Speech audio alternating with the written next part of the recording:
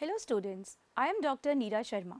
Today I bring you a learning episode in BSc Forensic Science on behalf of the content writers Dr. Vimal Rar and myself on an important unit which is Explosives Part 3.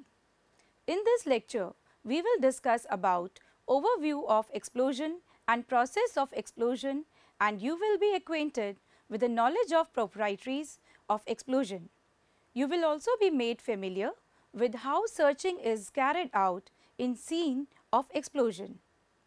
We will wind up this episode with the mechanism and management of scenes of explosion. Let us start our episode with a look at what we are going to learn today. In Module 1, we will learn an overview of explosion. In Module 2, we will learn about the process of explosion. In Module 3, proprietaries of explosion. In Module 4, searching the scene of explosion.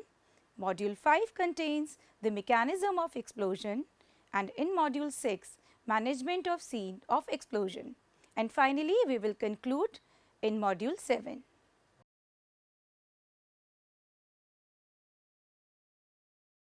An explosive material is a solid or liquid material or combination of constituents that is itself proficient by chemical reaction of generating gas at given temperature and pressure and at given a speed as to create destruction to the backgrounds.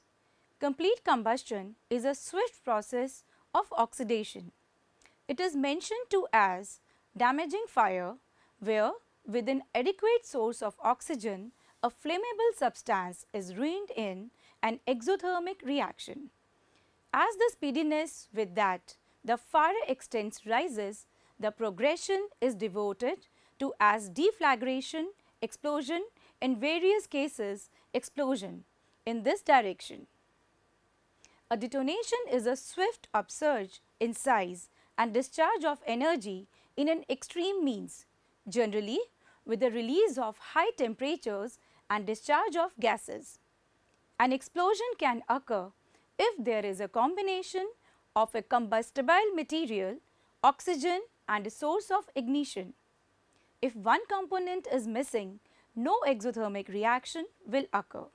Explosions can generate exclusive fashion of injury, rarely seen in outer conflict. When they do arise, it has prospective to impose multi-system life-threatening damages on numerous people instantaneously. The wound shapes succeeding these proceedings are a result of the configuration and quantity of the materials present, the nearby location, transport method, the distance stuck between the fatality and the explosion, and any superseding defensive barricades or ecological dangers. Among the several kinds of criminal inquiries and the diverse lines for forensic investigates, criminalities related with arson and blast are sometimes the most challenging to process and analyze. The inherent destructiveness of the event often comprise much of the evidence left behind. Explosions fueled by many explosives are most easily identified by their highly centralized epicenters or seats. High explosives specially produce such as high velocity, positive pressure phases at detonation that they often shatter their immediate surroundings and produce craters or highly confined areas of great damage.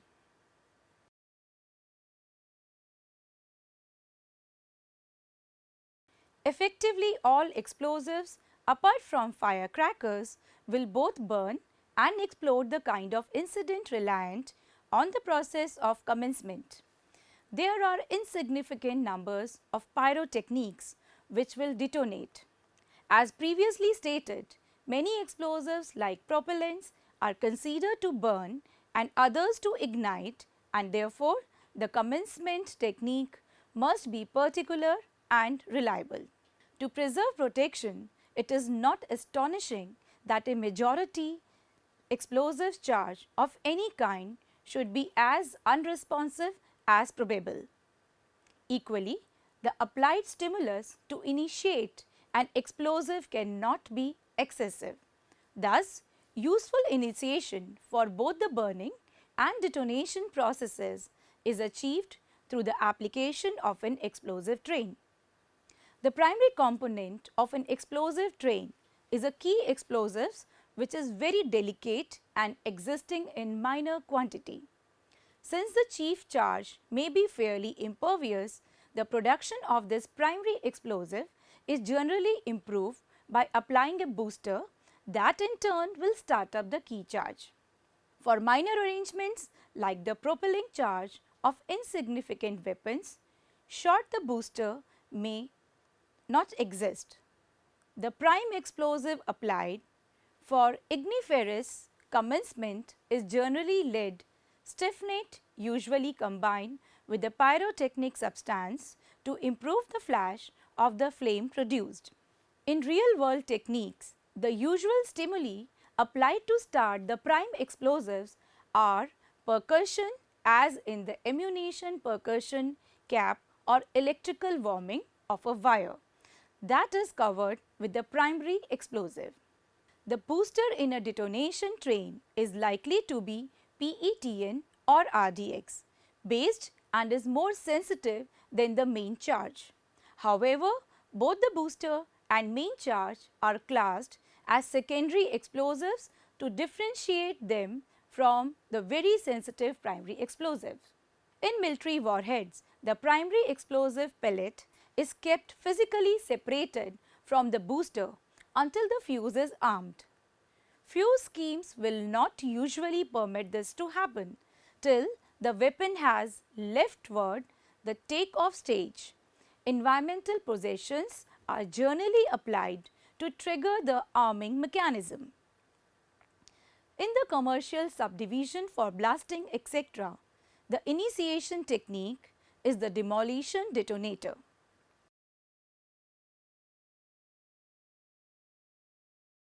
The pressure damage from combustible gas explosions are also known as deflagrations, will depend upon the explosion pressure of the combustible mixture, strength of confinement material and intensity of any venting. In gaseous or dust explosions, the combustible sources are only those that can form flammable gases, vapors or dust quantity in the particular oxidant atmosphere and temperature environment. This implies some degree of confinement. Prime combustible suspects are fuel gases, low flash point liquids as dispersed flammable dust. Deflagration is a surface phenomena with the reaction resultant flowing apart from the non-reacting substance under the surface. Deflagration of all the particles in a mass of finely distributed explosive can occur nearly simultaneously. In such cases, the limitation of particles within the mass because of the viscosity of the gaseous products has the result of increasing the pressure. Increase in pressure in turn has the consequence of increasing rate of reaction and temperature. The final effect of deflagration under internment is explosion that may be ferocious deflagration or even detonation. In the situation of low explosives like a loose black powder and pyrotechnic arrangements, only fierce deflagration take place. Nitrocellulose propellants can undergo burning, or if internment is adequate, deflagration can become so rapid that the detonation ensues. Highly explosive undergo a range of reaction to intense heat, such as that of flame. Another aspect of explosion is propagation. The propagation of explosion is deduced from the available physical evidence and known flammability properties of the combustible oxygen system. Gas or dust explosions will propagate only into areas where flammable combustible oxidant mixtures have accumulated, but may then initiate fires of other combustibles. Far-field effects are also associated with the explosion, and in this damage results from air blast waves and flying fragments. These effects will be especially evident where strong contaminants fail owing to detonations or highly energetic deflagrations. Brisance, an effect of any explosion, is actually the shattering power of an explosive, as distinguished from its total work capacity. This is of real world importance because it determines the efficiency of an explosive in fragmenting shell, bomb casing, grenades, etc. As the shattering effect of an explosive is reliant on the abruptness with that the gases resultant of explosions are liberated, the rate of detonation is at least a main factor in determining the brisance. Another characteristic of any explosion is blast effect. More serious damaging effect can be caused to industrial installation, habitation, etc. by the blast consequence of bomb are comparable with those of a severe earthquake, since walls are overthrown, roofs collapse, machinery thrown out of line, etc. This action is more or less even or a circular area, whereas damage done by bomb fragments consists merely of holes in walls and roofs, destruction to equipment at the point of impact, at the random points in the lines of travel of the fragments. Cratering effect is another characteristic feature of any explosion. If an explosive is buried deeply in the ground and exploded, the pressure is exerted almost entirely on the earth about it and causes movement effects over a distance known as the radius of rupture. If the deepness of interment is less than the radius of rupture, the gases resultant of explosion blow through the surface of the ground and there is formed a roughly circular depression known as crater. The crater is considerably greater in volume than the explosive charge producing it.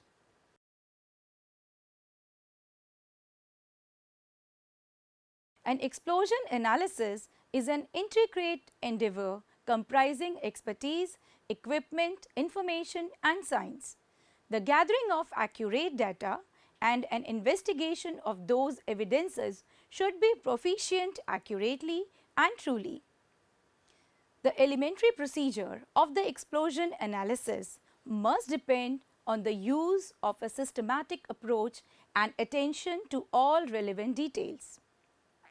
The application of a systematic method generally will expose new accurate data for examination that may need preceding assumptions to be re-evaluated. With few exemptions, the appropriate procedure for an explosion analysis is to first regulate and know the origin and then examine the source, circumstances or assistance that carried the explosion cause, fuel and oxidant together. Inspection of the blast site is one of the most significant steps in obtaining physical evidence. Initially, an examination is made of the overall operations involved and destruction continuous by the immediate and remote surroundings. The detective must establish a scene search pattern with the assistance of investigation team members the scene would be searched from the outer perimeter inward towards the area of greatest damage. The final determination of the location of the explosion's epicenter must be formed only after the entire scene has been examined. The detective must prepare an aerial map on which the damage pattern, including fragments from any explosion, can be spatially defined. Subsequently, a detailed examination is made to obtain evidence on the explosion. The search pattern itself may be spiral, circular, or grid shaped. Often the particular circumstances of the passage will indicate the nature of the pattern. In any case, the assigned areas of the search pattern should intersection so that no evidence will be lost at the edge of any search area. It is often useful to search areas more than once. When this search pattern is done, a different searcher should be applied to help ensure that evidence is not overlooked. Ideally, sufficient evidence should be accumulated to explain all phases of an explosion, including the specific cause. The required physical evidence will vary with the kind of detonation. In explosions, it is mainly significant to account for the combustible source, probable detonation source, resultant propagation, and observed damage. The available evidence is analyzed by developing and testing theories that will elucidate the sequence of events. Any assumption must be consistent with the fully established evidence and basic scientific principles.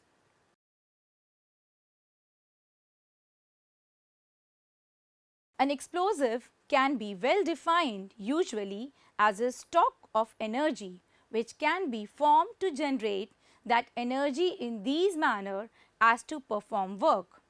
This energy generated will be in a burning reaction as for a gun or rocket propellant, or in a detonation as for a military warhead or a commercial blasting explosive. Explosives which burn in their planned application occasionally are known as low explosives, though in almost all cases these are propellants of one kind or addition. Those that explode in their deliberate applications are called high explosives. Another kind of explosive is the pyrotechnique. These are also self-contained energy stocks, though the energy discharge is generally not considered to do work but to release a particular effect like as light, sound, burn, delays, etc. and as such is on an extended period than for propellant or high explosives. The one entity that is general to all these systems is that they all create their effects through a chemical reaction. The term explosion is best well defined as an abrupt discharge of pressure and energy. One of the most usual types is the deflagration of flammable mixture, which is characterized by subsonic propagation rates comparative to the non-burned gases. The detonation pressure of a deflagration is greatest in adiabatic combustion under total confinement, that is constant volume. Many explosions are the physical type in which no combustion takes place. These would include outward bursting of confined as system due to overpressurization by mere physical process. Inward bursting because of inadequate pressurization is also a physical type. The potential energy release associated with such physical eruptions may be treated simply as the thermodynamic expansion or compression of an inert gas. Some explosions involve a combination of physical and chemical energy release, such as in a boiling liquid expanding vapor explosion, which culminates in a large fireball. Liquefied petroleum gases are normally involved in these explosions and result when the fuel container is excessively heated by an external fire and ruptures from overpressurization. The most severe type of explosion is the detonation that is characterized by supersonic propagation rates relative to the unburnt reactant. Detonations are commonly associated with liquid or solid explosives, but can also occur with many gaseous fuel oxidant systems under certain initiation or propagation conditions. Detonations are unique in that their combustion wave is coupled to a shock wave which results in very high pressures under either confined or unconfined conditions. Many combustibles can also undergo detonations in air, although this requires much higher initiation energies, higher pressures or conditions that promote turbulent combustion and pressure support. Propagations in long tunnels, especially with irregular wall surfaces, offer favorable condition for detonation.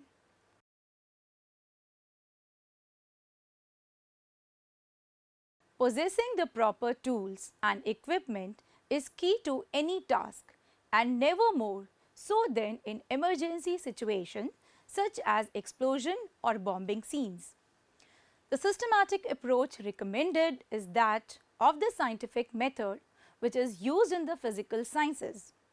This method provides for the organizational and analytical process desirable and necessary in successful explosion investigation. Because responders and investigators may not know the details of the situation until arriving at the scene, prior preparation is vital. First responding officer must assess the scene quickly yet thoroughly to determine the course of action to be taken. Effective organization and composition of the evidence processing team ensures the proper collection and preservation of evidence. This assessment should include the scope of the incident, emergency services required, safety concerns and evidentiary considerations. The responding officer's primary responsibility is to rescue living victims and provide treatments for lethal injuries.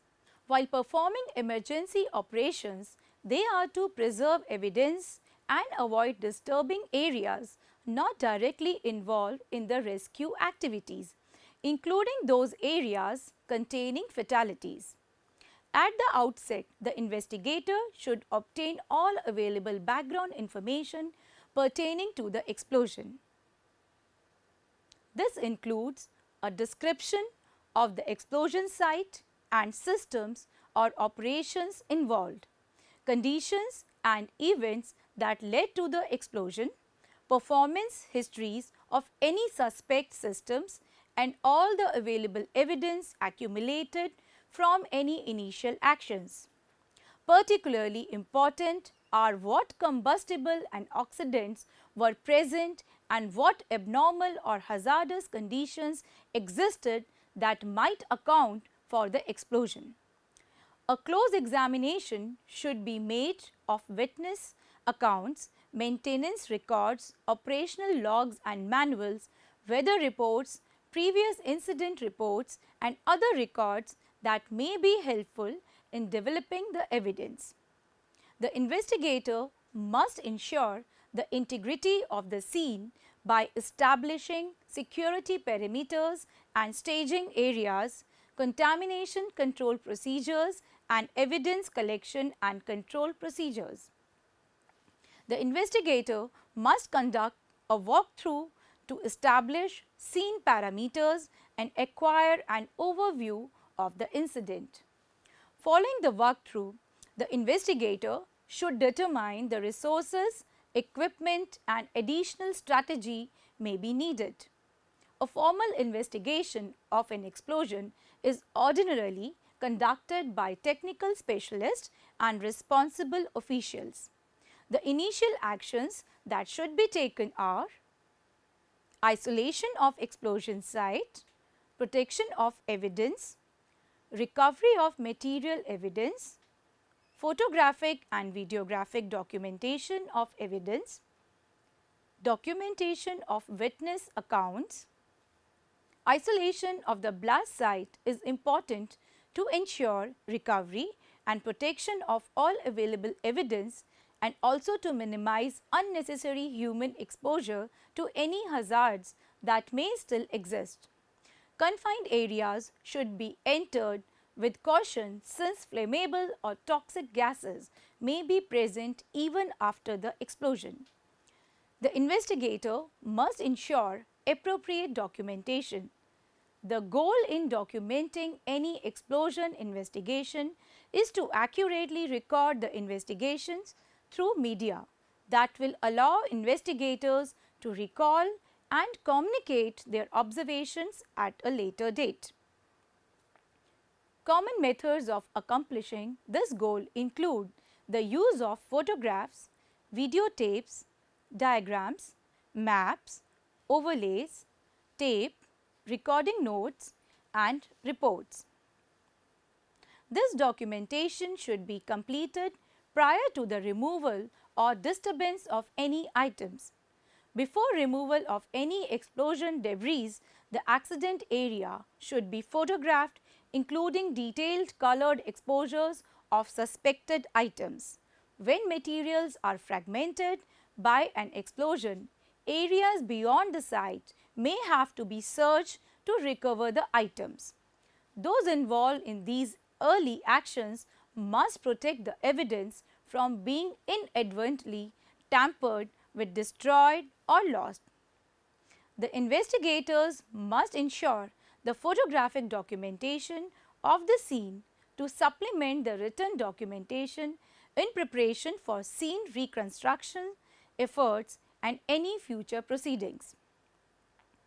Equally important are the accounts of all available witnesses, including those present in the immediate or remote vicinity of the site and those who arrive later on the site. Such accounts should be obtained as soon as possible after the incident. All witness accounts are recorded in writing and further interrogations are made when necessary in developing the evidence. Explosion damage is caused by the high pressure and waves that are generated by the sudden release of chemical or physical energy. Although the damage analysis may vary with the complexity of the explosion, they should at least include consideration of the following important items: combustible loading and confinement, explosion pressure, propagation rates and energy release, pressure limitations of containment materials, nature of containment failures, blast wave effect. The most common explosion will involve the ignition of flammable vapor-air mixtures in a confined environment. All the available direct and indirect evidence is reviewed for accuracy and reliability to define the most likely sequence of events and probable cause of explosion. Any hypothesis proposed to explain the explosion should be logically and technically consistent with the established evidence. A proper analysis will include consideration of materials and human factors.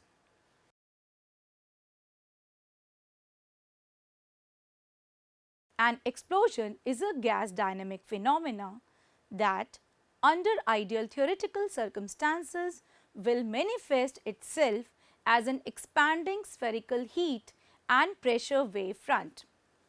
The heat and pressure waves produce the damage characteristics of explosion: blast pressure wave effect, sharpenal effect, thermal effect and seismic effect. Explosions generally occur when combustibles are produced, transported or utilized in a hostile environment or under unsafe condition. Proper investigation of such accidents is essential for determining their cause and assessing life or property loss or for preventing their recurrence. This requires a methodical and thorough investigation, knowledge of the basic properties of pertinent materials, understanding of the ignitability and flammability characteristic of the combustible oxidant systems, and understanding of combustion or explosion principles. The investigator should have a basic understanding of detonation and principles of explosions and should be able to use them to help in interpretation of evidence at the blast scenes and in the development of conclusions regarding the origin and causes of explosion. Identification, collection, preservation and packaging of evidence must be conducted in a manner that protects the items, minimizes contamination and maintains the chain of custody. These steps assist in establishing the element of a possible crime and provide the basis for thorough, accurate and objective investigation and prosecution processes. Dear students, I hope you have enjoyed the study content of this episode. Study of explosion is as important as it is of explosives.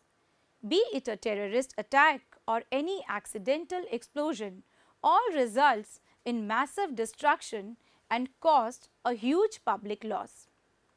To appreciate the significance of explosives, one must comprehend about the concept and mechanism of explosion. I believe this topic would create an interest within you to learn more about these classes of explosives. Now this is time for your self-study. If you want to learn more for enhancing your knowledge, you may log on to our website www.cec.nic.in for assignments, MCQs, quizzes and LORs and other materials. Till then, keep studying. Goodbye.